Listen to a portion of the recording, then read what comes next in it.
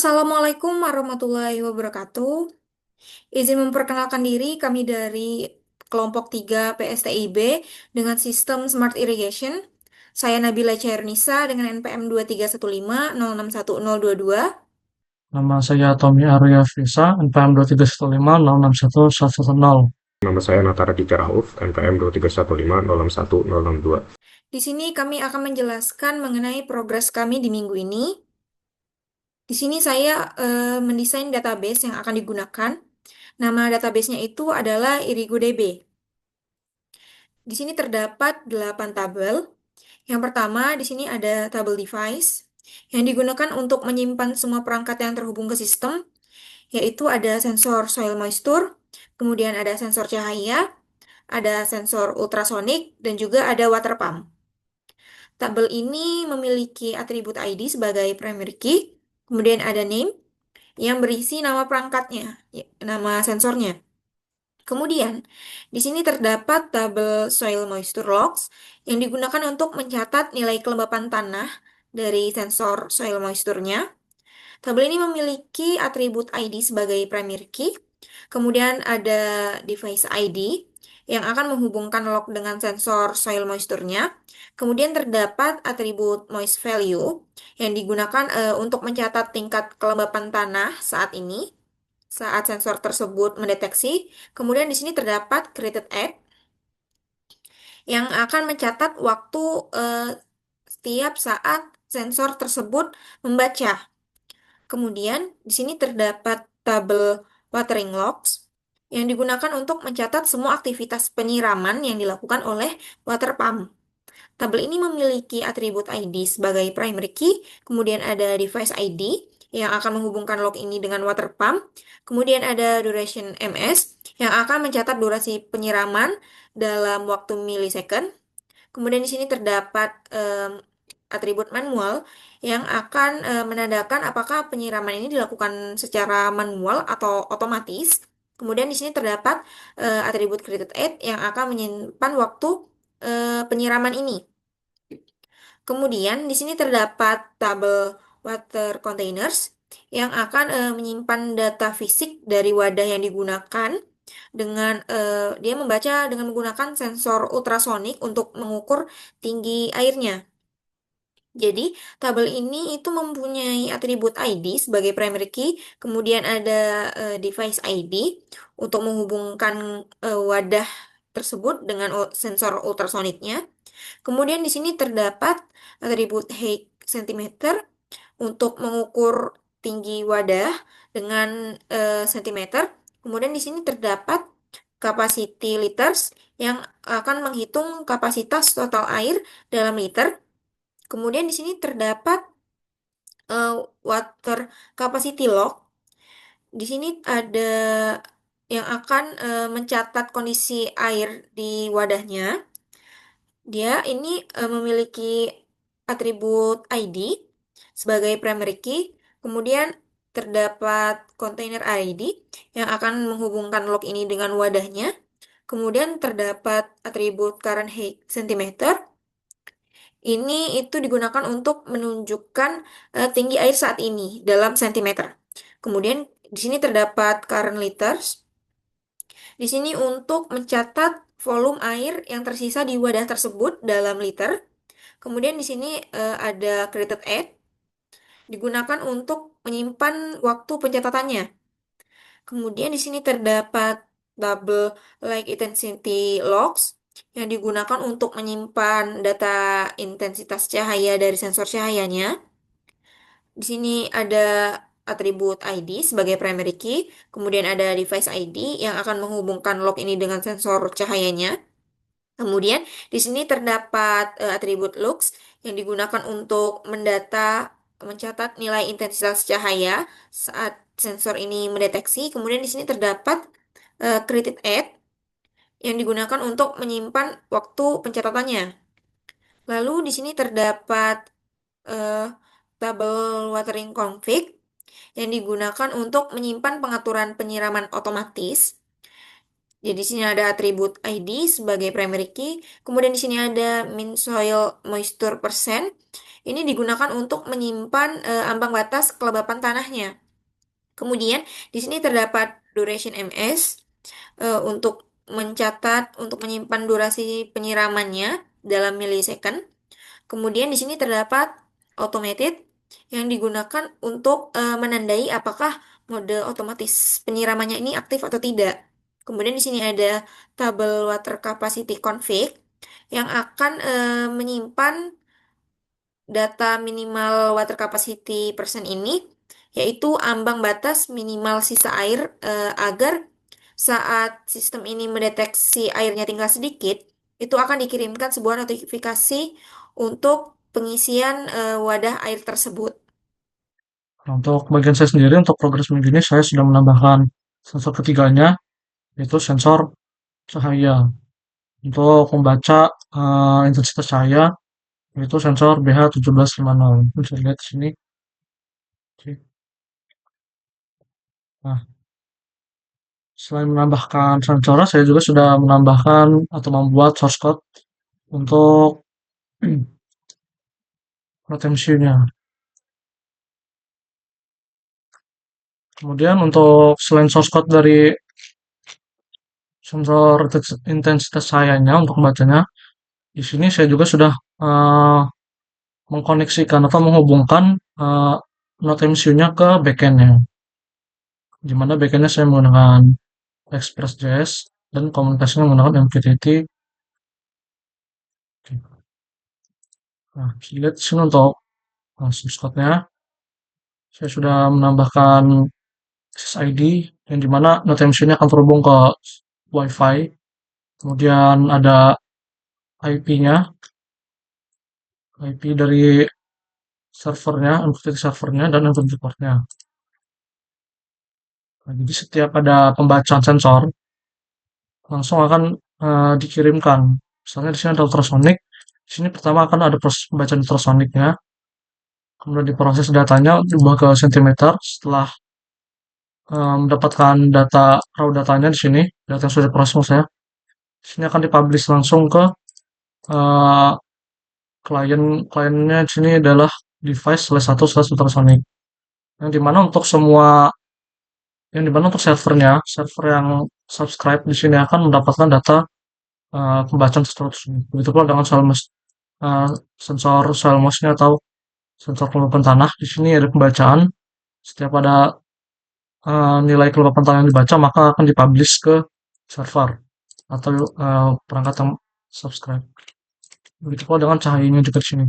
Ketika mendapatkan nilai logs, maka akan diubah ke string terlebih dahulu karena MQTT ini hanya bisa mengirimkan data string atau char gitulah. Harusnya kan langsung dipublish. Ya, mungkin itu untuk retensinya di sini yang saya tambahkan. Dan saya juga tadi sudah saya sebut sedikit, saya sudah membuat backend-nya. Nah, di mana backend-nya di sini akan berperan sebagai eh, penyimpan data ke database, sekaligus mengirimkan eh, data dari retensinya, dan backend ini menjadi perantara ke frontend-nya nanti. Nah, untuk backend-nya di sini, untuk MQTT-nya di sini sudah saya buat. Kemudian untuk WebSocket-nya juga di sini untuk menghubungkan ke frontend-nya nanti agar data itu bisa tampil secara real time. Jadi dari alatnya akan dikirim ke backend. Nah, backend akan menjalankan dua proses, yaitu menyimpan datanya ke database dan mengirimkan langsung datanya ke frontend. Jadi setelah pembacaan data, aplikasi akan langsung menerima datanya secara real time dan sudah bisa disimpan ke database ya. Tadi disebut-sebut. Sini ada. Nah, di sini saya akan demokan secara singkat saja. Untuk alatnya akan saya colok, bisa beri daya. Ah, sebentar, sebelum alatnya saya akan jalankan servernya terlebih dahulu. Start. Oke, di sini sudah ada status connect ke exit broker dan sudah subscribe. Selanjutnya untuk tensinya akan saya beri daya. Nah, Oke, di sini ada proses untuk connect ke WiFi-nya.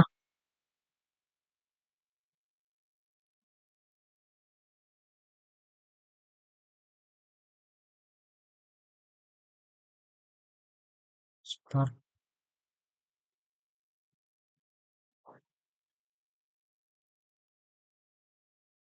Nah, nah, nah, bisa lihat di sini untuk datanya sudah terbaca, yaitu ada jarak, yaitu di mana ultrasonicnya di sini akan membaca jarak saat ini dari ini permukaan tempat penyimpanan airnya sampai ke air yang yang tersisa gitu. Jarak yang akan dibaca oleh sensor ini. Kemudian ada sensor kelembapan tanahnya dan di sini ada intensitas cahayanya. Nah, setiap ada pembacaan data di sini akan langsung dipublish secara real time oleh MQTT ke backend-nya.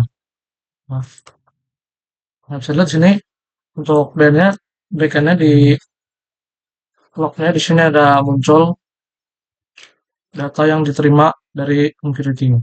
Nah, contoh untuk data yang dikirim melalui WebSocket ke frontend, ini akan saya demokan melalui terminal saja, karena untuk koneksi ke frontend sendiri bukan bagian saya, itu bagian teman saya, dan saya akan coba lihat data yang akan tampil.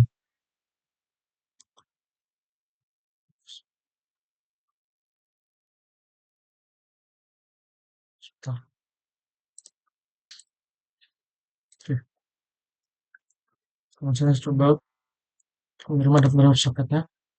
Nah, bisa dilihat di sini data yang dikirimkan oleh sensor data mesin ini secara real time akan tampil atau dikirim ya oleh WebSocket. Bisa dilihat di sini baru ada dua data, tapi di sini yang saya kirimkan melalui WebSocket, yaitu sensor kelembapan tanah dan kapasitas airnya.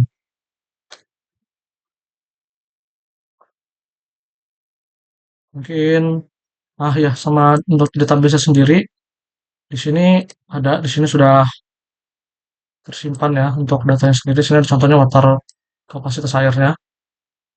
Kemudian ada ini untuk kapasitas air maksud saya. Di sini ada ininya apa kelembapan tanah. Jadi semuanya datanya untuk pembacaan sensor sudah masuk ke database. Mungkin untuk progres selanjutnya akan dikoneksikan dari backend ke frontend agar bisa tampil datanya di aplikasi. Jadi kali ini saya akan melaporkan untuk progres hari ini yang dilakukan kelompok kami. Dan di sini saya mengerjakan aplikasi Android-nya atau aplikasi mobile-nya. Jadi di sini dia terdapat 3 halaman. Yang pertama itu dia ada dashboard, lalu yang kedua itu ada halaman atur perangkat, dan yang ketiga itu ada halaman log. Jadi untuk di halaman dashboard ini nanti kita bisa ngelihat data yang dikirim oleh perangkatnya atau sensornya. Jadi di sini kita bisa melihat kapasitas airnya, lalu juga di sini ada log penyiraman, yang dimana log penyiraman itu dia histori penyiraman yang dilakukan oleh perangkatnya. Lalu di sini kita juga bisa siram. Maksud siram itu kita akan nyiram si tanamannya secara manual. Lalu di sini ada penyiraman otomatis, di mana nanti pengguna bisa mengatur untuk konfigurasi penyiraman otomatisnya, dan juga di sini ada chart untuk data kelembaban tanah yang diterima oleh perangkatnya. Oke, lalu di sini juga ada statistik kelembaban tanahnya.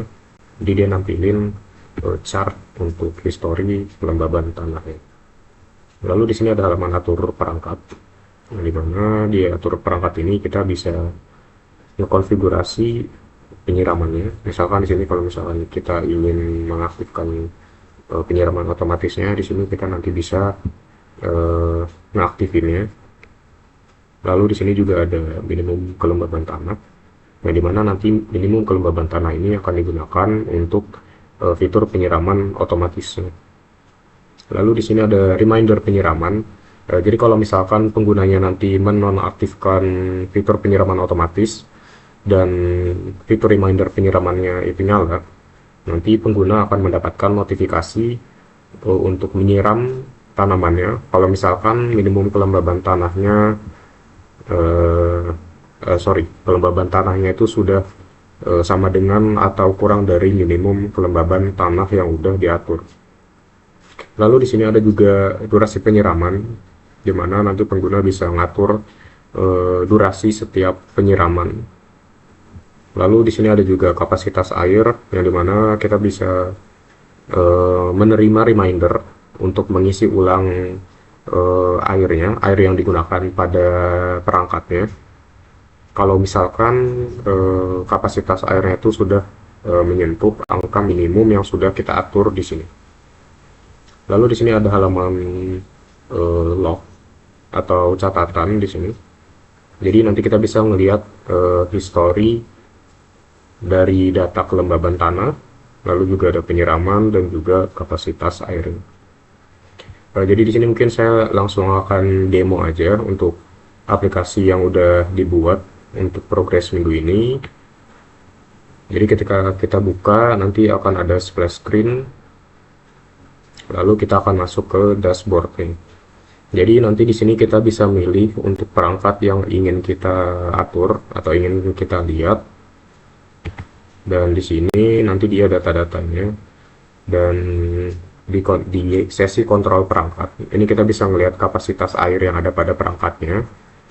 Lalu di sini juga ada log penyiramannya, dan di sini juga ada fitur untuk menyiram secara manual tanamannya, dan di sini ada untuk konfigurasi penyiraman otomatis, dan ini adalah chart untuk nampilin data kelembaban tanah terakhir yang diterima oleh perangkatnya. Di sini kita bisa melihat log penyiramannya di halaman lognya. Oke, di sini kita mungkin mulai dari kelembaban tanah dulu untuk di halaman lognya. Nah, jadi di sini kita masuk ke halaman log kelembaban tanah. Jadi di sini dia terdapat tabel untuk nampilin data kelembaban tanahnya, yaitu dia berupa kelembaban tanahnya dalam bentuk persen dan juga waktu yang diterima oleh perangkat menerima datanya dari sensornya. Dari sini kita bisa lihat dia diterima secara real time, dan juga untuk di halaman log ini kita bisa milih perangkat mana yang bisa kita lihat lognya. Kayak di sini sampai ada device 10. Oh iya, untuk data yang digunakan pada aplikasi ini dia masih data dummy atau data buatan gitu. Jadi dia masih belum terintegrasi dengan backend-nya atau perangkatnya. Oke.